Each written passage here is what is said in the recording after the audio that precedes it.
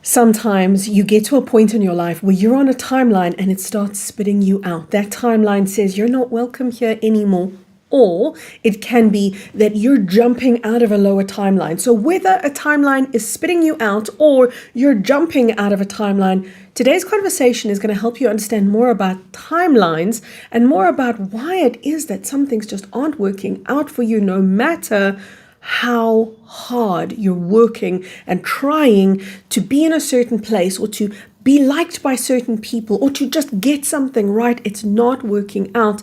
This can be because you're on a timeline that you don't belong on, and the matrix is trying to spit you out because your frequency is upsetting the apple cart. You see, when you start raising frequency, this is when a lower timeline is going to say, not so much, thank you. You're not so welcome here. Your presence is not enjoyed here. And you're going to start to feel that. You're going to start to feel kind of like, do I smell? Why don't people want to be around me? Why do people keep misunderstanding me? Why do people gang up against me? Why is it that no matter how good my intentions are, people misread them? This is often because of the nature of a timeline. So let's talk about that. We're going to talk a lot today about timelines, the nature of timelines, how you are meant to work in them, and where you're being asked to go, and how do you actually consciously move through various timelines. So let's start with understanding what a timeline is. First of all, here I am telling you all about different timelines when in truth there's only one overall total timeline. There's one overall timeline, but it contains so many different, in fact, every different frequency within it that it feels like madness, it feels like pandemonium, and it's doing that for a very important reason, because we're getting ready to move through the ascension point. This is called the event. Many videos on my channel talk about it, and as we come closer, we're getting through the eye of the needle, as we come closer towards the ascension point, these different frequencies start gathering, as they are right now, into two dominant energies. The one energy, so you can think about it as a current or a stream of energy within the timeline. The one stream is headed for 5D, and the other stream is headed for 4D. So both are elevations, by the way. I don't know if you've ever noticed that, because a lot of people get lost on the fact that, ultimately, the timeline will split into two, and a lot of people get lost on the split and they go, but what about my loved ones? And by the way, we'll talk about that. What about my loved ones if they land up on another timeline? But very few people seem to celebrate the fact that neither timeline remains in 3D. Very few people seem to entertain the fact that what this means is that we're very much done with lower levels of 3D, with a false matrix, with being conned, with being manipulated, with being enslaved, because either way, you're stepping into a fourth dimensional or a fifth dimensional outcome. These two streams are purifying into the highest versions of themselves. However, the lower timeline, and when I say the lower timeline, I'm saying the lower frequency. It's not the bad people. It's not the worst place to be. It's simply a lower frequency. So I'm not saying there's a higher timeline because only the good people go there, and there's a lower timeline because that's where all the Nimrods hang out. What I'm saying is this is quite simply two diverse frequencies. And the 5D frequency remains on this planet. We move through the ascension window called the event, the great solar flash. We move through that, and that is the final break apart of these two streams within one timeline into two separate timelines.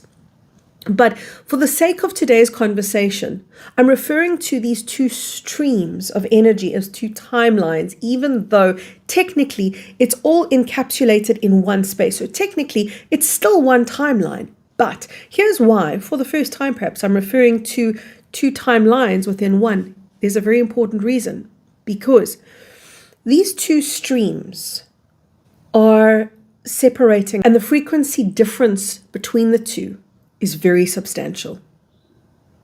And what's taking place within these two streams right now is, instead of what they used to do, which was this, they would meander, they would kind of interweave with each other, interlock at times, even you yourself would have flowed from one to the other, back and forth. You would have woven in and out of the two streams and not even known it really.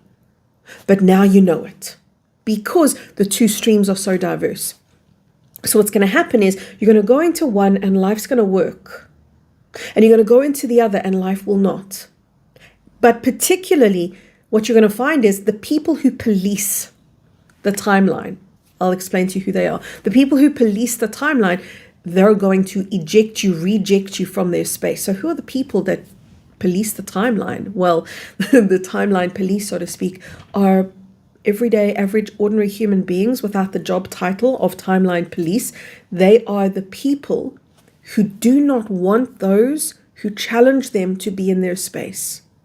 They are unknowingly, unwittingly, policing a frequency, because ultimately what all of these frequencies are belief systems and the bandwidths associated with them.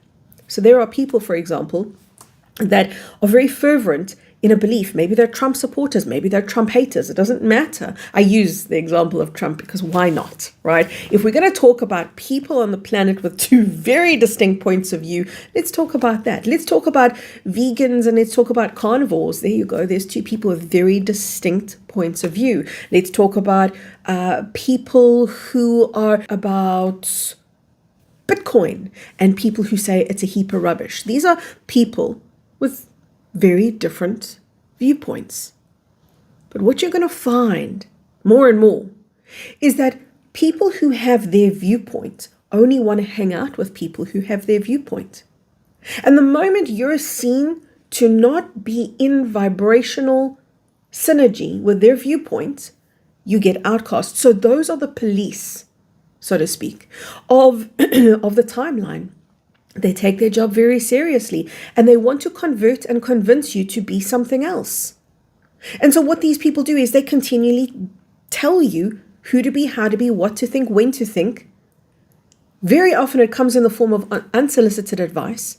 Very often it comes from people who you know and you trust, and in their core they may be perfectly innocent and perfectly good. That's why I said to you moments back, when I talk about the lower timeline and the higher timeline, I'm not talking about good people and bad people. I'm just talking about people who've aligned to two different frequencies. But because those two different frequencies now are distinct, they weren't before. That's why you could weave in and out of them. They weren't so distinct. They're now very distinct. Where you're going to find a group of people gathering who gather first into themselves. This is an important part of the timeline separation, because as you get spat out of, rejected from the lower timeline, what's going to happen is you're going to come up against a fear, and the fear is the fear of loneliness. And it's a very obvious fear. Most people will go through it, or they've been through it already. And it's somewhere connected to rejection and abandonment and outcast and not belonging. All of those very uncomfortable feelings are feelings that you have to traverse through, because, you know, we lived in a false matrix, right? And the false matrix was a prison, and the prison was the mind. But guess who upheld the false matrix that you personally lived in? The greatest policeman of the false matrix that you lived in was you, because that was how the false matrix was designed. It was designed to self-contain. So as much as I'm talking to you about the police of various timelines, we were all once those police to ourselves, wherein we wouldn't let ourselves be challenged. We wouldn't let ourselves be challenged beyond a certain comfort zone, because the change would have been too big. And then you would have stepped out of the known discomfort into what? An unknown discomfort or an unknown comfort. The risk was too great. Either way, you were going to step into the unknown, and the wiring of the false matrix said, go anywhere, but hell, just don't go into the unknown. So we very obediently kept ourselves in the known. Sometimes we stretched the bars and the barricades and really entered into some new territory, but it was still within proximity to the known. We didn't venture too far from that at all. But now, as we get ejected from the false matrix, what a lot of people are going to do is say, I want to get back in there. I want to get back. I want belonging with my friends and family. So you've got a lot of people right now defending the false matrix and defending their place in the false matrix. And very often, that big hurdle is, but I don't want to be outcast, but I don't want to be alone, but I'm scared of the unknown. Those hurdles, they get faced. And then you can almost intuitively connect with the place between these two timelines, so to speak. You can almost intuitively connect, but there's a void in between the two because there's gathering space between the two because they're so distinct now. So a lot of people gather an intuitive sense of a limbo-like space or a fear. And this is a fear of that limbo-like space. And this is because they're intuiting the difficulty of having a foot in each world, because eventually it's like you're doing the splits. Eventually those two streams of consciousness just become so separate, so apart from each other that you can't maintain balance anymore. You're going to fall eventually. And a lot of people don't want to fall into the space between the two timelines, which feels very much like an empty void-like space. It's actually not an empty void-like space. It is in fact 4D, but that's another story. In fact, if you want to learn more about 4D, just type in Kerry K 4D. There's a couple of videos where I have spoken about it. When you find yourself being ejected from a timeline, don't be afraid to go through the feeling of rejection you may feel. Don't be afraid to go through the feeling of loneliness that you might feel. Don't be afraid to go through and to confront the feeling of change, the feeling of upheaval, because as you're spat out of an old timeline, what's happening is a once comfortable place is no longer home to you. It's no longer welcoming you. And you must remember that was once a comfortable place. What it's going to teach us all is more unconditionality. Do you know why? Because a lot of you are going to have people on the old timeline or the lower timeline. You're going to have people there who you love. And you're going to witness them there, and you're going to want to save them and realize that you can't. You're going to want to wake them up and realize that it's not your job. You can only be the awakening. And in fact, the best thing you can do is step into the higher timeline, because that way you send off a frequency, you send off a signal that becomes an invitation. That's the best form of waking others up that we have, is stepping into our higher alignment, not staying in the lower timeline and trying to wake them up there, but actually stepping into the higher timeline. So it's going to teach us unconditionality, because you're going to learn to just let them be where they are and love them deeper anyway. You're also going to learn that life is easier when you're not so close to them, because you're continually in these two very different frequencies, and it doesn't feel harmonious because it's not anymore, and it's going to become less and less harmonious. And they're going to find their life works better without you in it. They're going to find, those in the lower timeline, that they just feel more comfortable without you, because whether you say a word or you don't, your presence challenges them. And what we're noticing with these two streams is that the two streams are becoming encapsulated. Encapsulated, meaning the frequencies that they're each containing are so distinct from each other. The difference between these two frequencies is in a way congealing, because frequency will actually do that.